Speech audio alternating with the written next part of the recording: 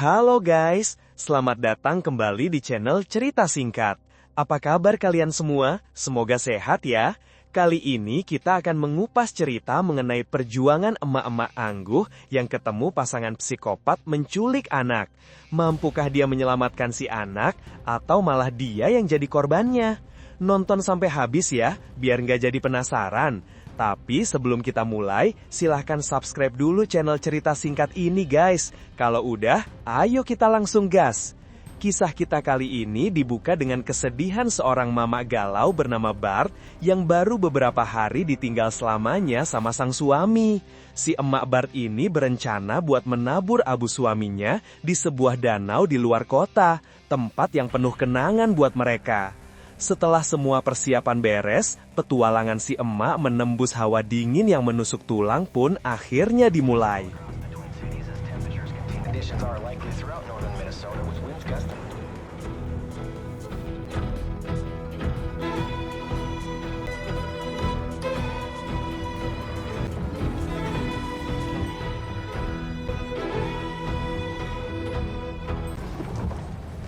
Setibanya di kota tujuan, si emak langsung disambut hujan salju lebat yang bikin pandangannya jadi terbatas. Radio di mobil bahkan ngasih peringatan kalau minggu ini adalah puncak-puncaknya musim dingin. Pokoknya dinginnya bukan main. Nah, pas sampai di persimpangan jalan, si emak jadi bingung harus lewat jalan yang mana buat sampai ke danau.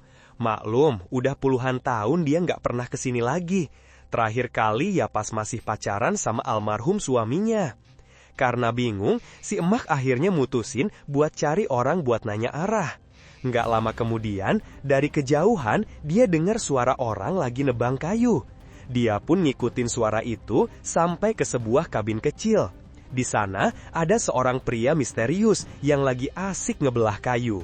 Barep coba menyapa, tapi yang bikin dia auto waspada adalah ceceran darah segar di salju dan sebuah pistol tergeletak di dekat situ. Kedatangan si emak yang tiba-tiba ini jelas bikin pria bernama Kamo itu kaget setengah mati. Pas si emak ngejelasin maksud kedatangannya, si Kamo ini malah diam aja, sok ganteng sambil pamer kacamata hitamnya. Setelah dikasih petunjuk arah, si emak yang kepo ini nanyain soal darah yang berceceran tadi. Si Kamo dengan santai ngejelasin kalau itu cuma darah hewan hasil buruannya. Tapi, bohong. Akhirnya, si emak tiba juga di Danau Hilda yang lagi tertutup salju tebal. Sejenak, dia teringat momen indah bareng suaminya pas mereka masih pacaran di perpat ini. Dengan perasaan campur aduk, si emak jalan ke lokasi yang sama persis kayak waktu dia mancing bareng suaminya dulu.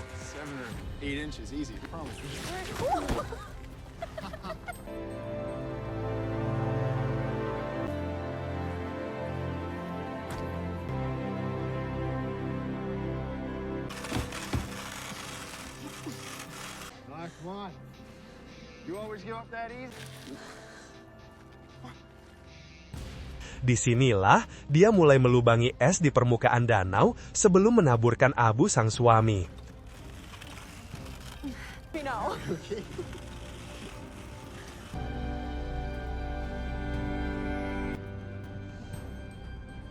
Di dalam kotak alat pancing inilah si emak menyimpan abu almarhum. Jujur, dia sebenarnya belum siap buat ngelepasin butiran debu dari orang yang udah nemenin hari-harinya selama ini. Tiba-tiba, si emak dengar suara tembakan gak jauh dari lokasinya. Dia pun langsung buru-buru kabur cari tempat sembunyi pas suara tembakan terus-terusan terdengar. Ternyata, suara tembakan itu datang dari si Kamo yang barusan aja ngegagalin usaha tawanannya buat kabur. Dia ngeliat si pria dari kabin tadi lagi nyeret seorang remaja perempuan yang babak belur. Barb langsung sadar, ini bukan urusan berburu rusa, ini penculikan. Si emak yang ngeliat kejadian itu langsung mau nelpon polisi. Sialnya malah nggak ada sinyal. Singkat cerita, si emak berniat buat langsung pergi ke kantor polisi terdekat sebelum terjadi sesuatu yang lebih buruk sama remaja itu. Tapi rencananya gagal total, pas mobilnya malah selip, bannya cuma muter di tempat gara-gara salju yang licin. Gak kehabisan akal, si emak akhirnya ngintai kabin milik kamu yang kebetulan lagi ditinggal pergi.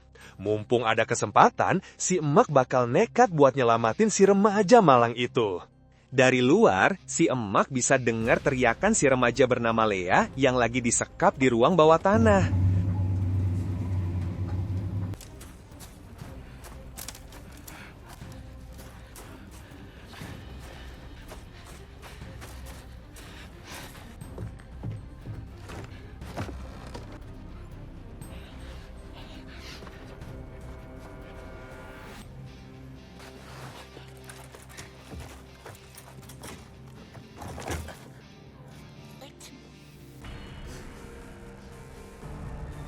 Tapi pas si emak lagi mastiin kondisi Lea, tiba-tiba si kamu pulang bareng istrinya.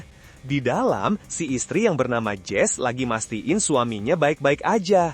Sementara di luar, si emak lagi muter otak mikirin cara buat nyelamatin Lea meskipun dia sadar kalau misinya ini susah banget. Di sisi lain, Jess kelihatan kesel karena suaminya malah asyik mabuk-mabukan padahal mereka lagi ngejalanin misi yang berhubungan sama hidup dan mati. Pits up if I hadn't gone looking for you. What the? You can get as drunk as you want when we're done. I'm not Truck.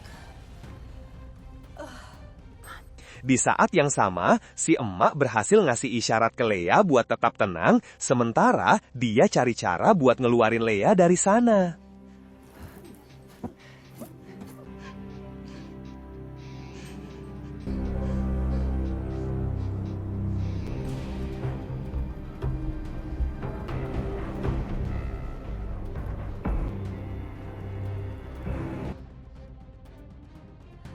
Cuaca dingin yang ekstrim mulai memperparah kondisi Jess yang ternyata punya penyakit liver stadium akhir. Tiba-tiba, pandangannya tertuju pada sarung tangan si emak yang gak sengaja jatuh pas tadi bikin tulisan di kaca jendela yang berembun. Jess langsung panik dan marah karena sadar ada orang lain yang udah tahu soal penculikan yang mereka lakuin. Kamu pun langsung kepikiran sama si emak-emak yang tadi nanya alamat. Jangan-jangan dia orangnya. Tanpa buang waktu, Jess langsung ngajak Kamu buat nyari si emak ke arah danau. Kamu yang dasarnya emang suami-suami takut istri, nurut aja pas disuruh ngecek sebuah kabin kecil di dekat danau. Tapi mereka nggak sadar kalau si emak sempet ngebuat lubang di danau tepat di lokasi itu.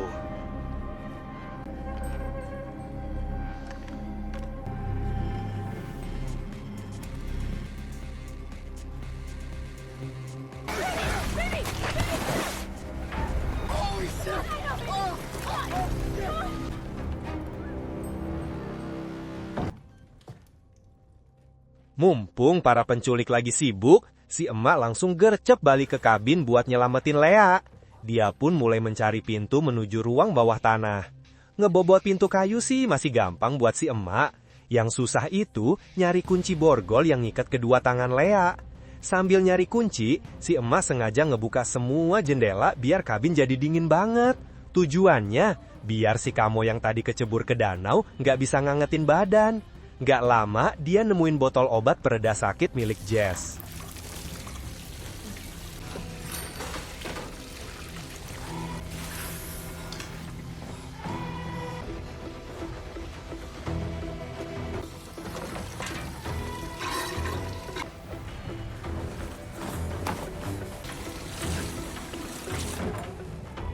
Sialnya, pas lagi sibuk, si emak kena tembak di bagian tangan. Misi penyelamatan terpaksa ditunda. Dia pun langsung kabur ke arah hutan di tengah hujanan tembakan dari Jess yang membabi buta. Perbuatan si emak tadi bener-bener bikin Jess panik. Nggak ada lagi kehangatan di kabinnya. Kondisi Kamu pun makin parah, badannya menggigil kedinginan. Jess bingung gimana caranya ngangetin badan Kamu yang udah nyaris beku. That'll kill you. We need to strip you down and warm you up slowly with a...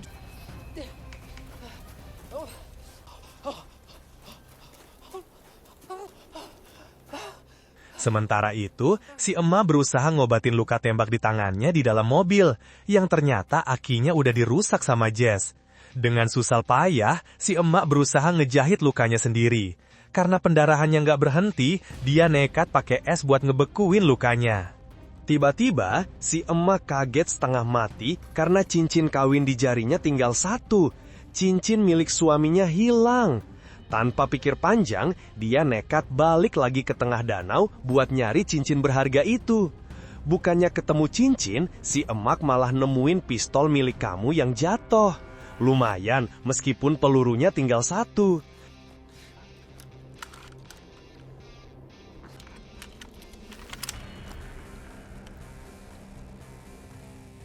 Di dalam mobil, Jess dan kamu berusaha ngangetin badan pakai pemanas. Tiba-tiba, Jess maksa kamu buat ngelanjutin misi mereka. Ternyata, rencana mereka adalah ngambil organ hati Lea buat menggantikan hati Jess yang udah rusak. Mereka udah punya janji sama seorang dokter di luar kota yang mau ngelakuin operasi ilegal ini. Singkat cerita, Jess mutusin buat bawa Lea ngejauh dari kabin. Khawatir si emak balik lagi bawa polisi. Dia nyuruh kamu buat masang tenda di tengah danau dan jaga di sana sampai dia dan Lea kembali.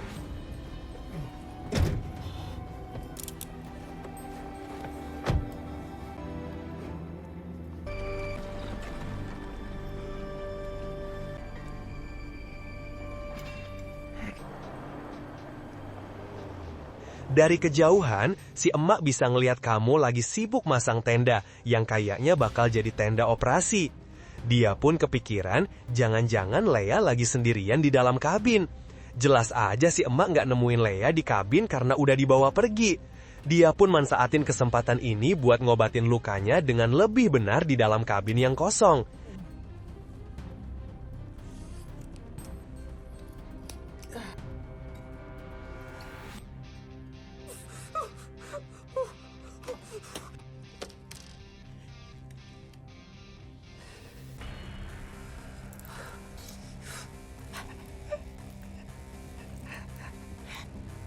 Bobo, come on.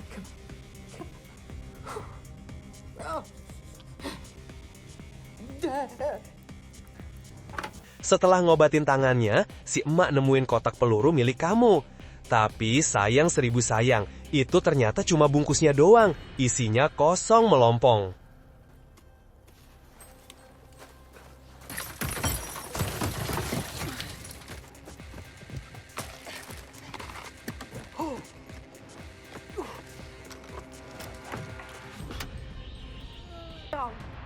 Dang it! Hello? Untungnya, pas lagi iseng ngutak-atik radio, si emak berhasil ngehubungin penjaga hutan dan minta bantuan. There's been a kidnap, and I... Slow down there. Now, Hilda! It's off of Route 11! I think we might not be too far. Tiba-tiba, kamu muncul dan langsung menyerang emak Bart. Tapi karena kamu sudah lemes karena hipotermia, dia bisa dikalahkan oleh Bart. Kamu pun memohon ampun ke si emak. Dia ngaku dipaksa ngelakuin ini semua. Dia nyeritain soal kondisi Jess yang sakit parah dan butuh biaya besar, makanya mereka terpaksa nyulik Lea, seorang remaja yang emang udah beberapa kali nyoba bunuh diri. Pikir mereka, daripada mati sia-sia, mending hatinya didonorin. Kamu minta dibebasin biar bisa ke rumah sakit. Sebagai gantinya, dia punya sesuatu buat si emak. Si emak nggak nyangka, cincin suaminya yang hilang ternyata udah ditemuin sama kamu. Si emak pun ngebiarin kamu pergi, asalkan berjanji jangan macam-macam. Sebagai ucapan terima kasih, kamu ngasih sisa peluru yang masih dia pegang. Sambil nahan sakit di sekujur tubuh, kamu pun jalan pergi menuju rumah sakit.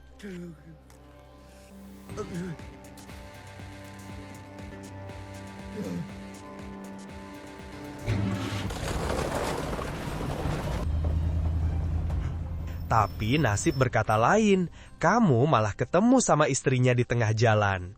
Jess marah besar ngelihat suaminya mau kabur ninggalin dia. Bukannya peduli sama kondisi kamu yang udah sekarat, Jess malah nganggep suaminya udah nggak peduli lagi sama dia. Kamu coba ngingetin istrinya kalau misi mereka ini nggak bakal berhasil dan mereka udah jahat banget sama Lea.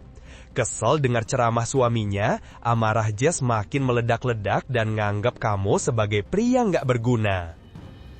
What other choice do I have? Hang up, not when there's a chance. You walk away. We walk away and then what? Is that what you want? No, like that.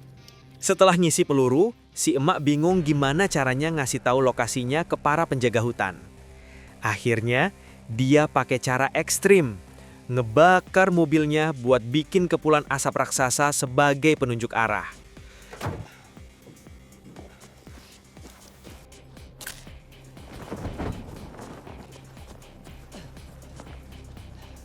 Come on, you stinker.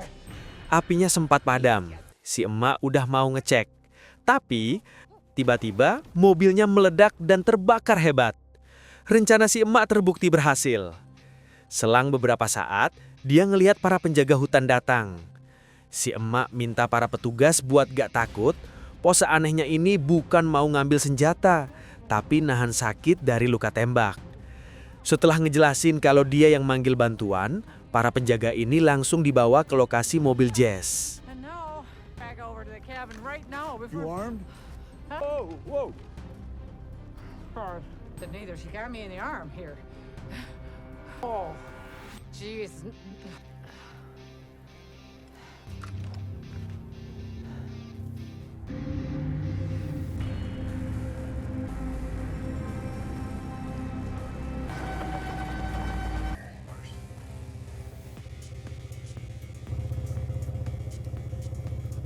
Dangerous as all heck.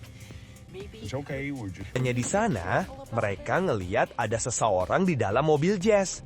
Si emak yakin itu pasti Jess yang lagi ngangetin diri. Pas para petugas mau ngecek, si emak ngingetin kalau Jess bawa senjata. You all right in there?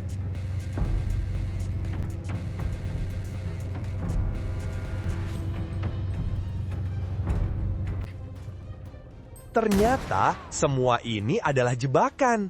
Jess nembakin para petugas dari tempat persembunyiannya. Lanjut, dia memberondong si emak yang lagi sibuk ngambil pistol yang tadi dia sembunyiin. Si emak langsung cari tempat berlindung setelah berhasil nembak kaki Jess. Tapi tiba-tiba dia sadar orang yang ada di dalam mobil tadi ternyata adalah Kamo yang udah dihabisi sama istrinya sendiri.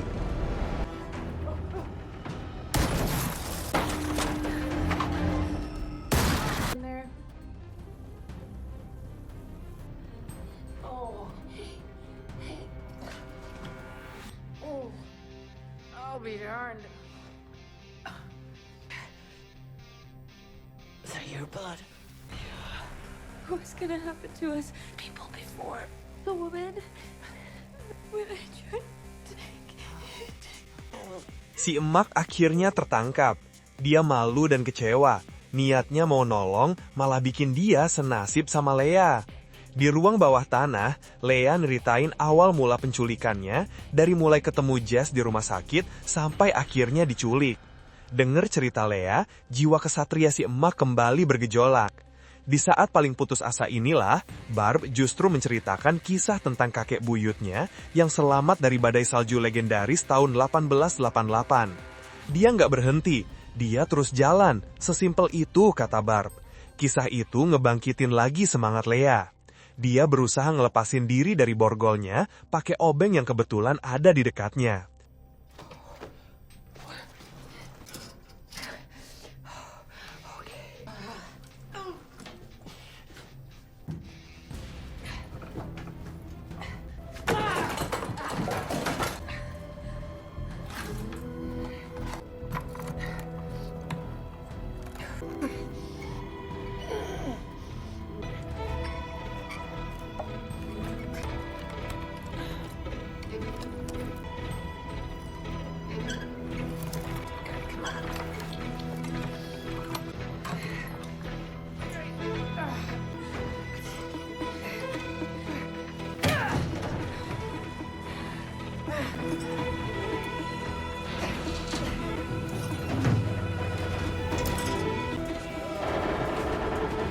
Lea dengan cerdik langsung nyimpen baut panjang dari borgol tadi buat dijadiin senjata.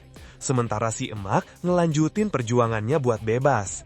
Selain cerdik, si emak ini emang pantang menyerah. Dia akhirnya berhasil bebas dan ngelanjutin misi penyelamatan Lea. Mereka coba kabur lewat pintu darurat di ruang bawah tanah, mumpung gak dengar suara Jess.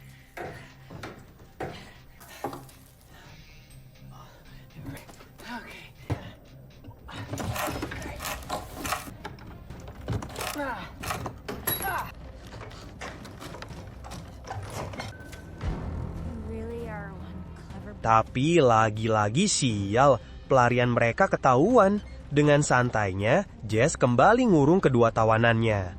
Pagi harinya, Lea dan si emak digiring menuju tenda operasi yang udah disiapin kamu. Sebelum ketemu dokter, Jess harus ngambil hati Lea terlebih dulu. Ngeliat peralatan medis yang udah siap, si emak mulai panik. Dia disuruh nyiapin semua peralatan, termasuk sebuah kotak pendingin khusus buat nyimpen organ hati Lea. Si emak auto lemes tahu rencana Jess yang begitu mengerikan. Dia bahkan nawarin organnya sendiri, asalkan Jess jangan ngerenggut nyawa Lea. Diancam pakai pistol, si emak udah bisa berbuat banyak selain nurutin kemauan Jess. Sementara Lea cuma bisa pasrah sambil megang erat baut panjang di tangannya. Fucking table!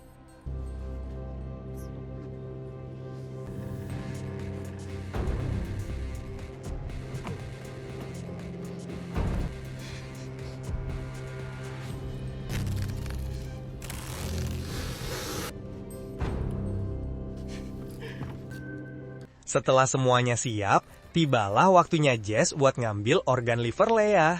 Itu artinya Jess udah nggak butuh bantuan si emak lagi. Tapi makin lama, kondisi penyakit liver Jess makin parah. Keadaan ini jadi kesempatan emas buat si emak yang staminanya masih setrong buat ngelakuin perlawanan. Lea berusaha kabur pas tenda mulai terbakar. Dan di momen inilah, baut pemberian si emak tadi ternyata sangat berguna.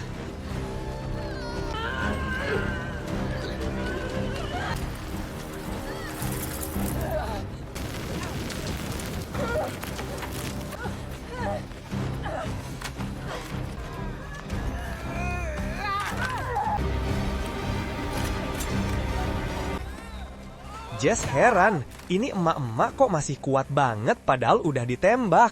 Ternyata peluru dari senapannya tadi tertahan oleh kotak abu jenazah suami si emak. Seolah-olah arwah suaminya masih ngelindungin dia. Jess yang kalap berniat nenggelamin si emak di danau beku. Sementara itu, Lea akhirnya berhasil selamat berkat titipan baut dari si emak.